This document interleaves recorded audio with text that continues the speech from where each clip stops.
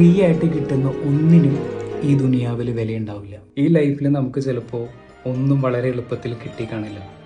കൂട്ടുകാർ ഐഫോണുമായിട്ട് നടക്കുമ്പോൾ, കൂട്ടുകാർ ബുള്ളറ്റിൽ ചെത്തിക്കറങ്ങി നടക്കുമ്പോൾ, നമ്മൾ ചിലപ്പോൾ ഏറിയ പോക്കറ്റും തപ്പി ബസ് കൂലിക്ക് വകയില്ലാതെ നടന്നിട്ടുണ്ടാവും. ഒരു കാര്യം ഞാൻ നിങ്ങളോട് പറയാം, വേദന തിന്ന് വിയർപ്പൊഴുക്കി കട്ട പണിയെടുത്ത് ഉണ്ടാക്കി നീ ഒരു സാധനം സ്വന്തമാക്കുമ്പോഴുണ്ടല്ലോ, അപ്പം കിട്ടുന്ന ഒരു കിക്കുണ്ട്.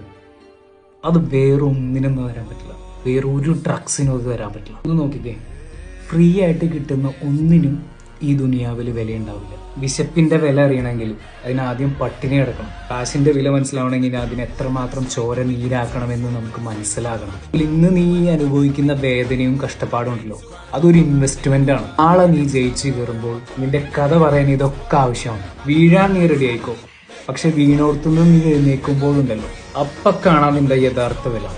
അതുകൊണ്ട് പണി തുടർന്നു.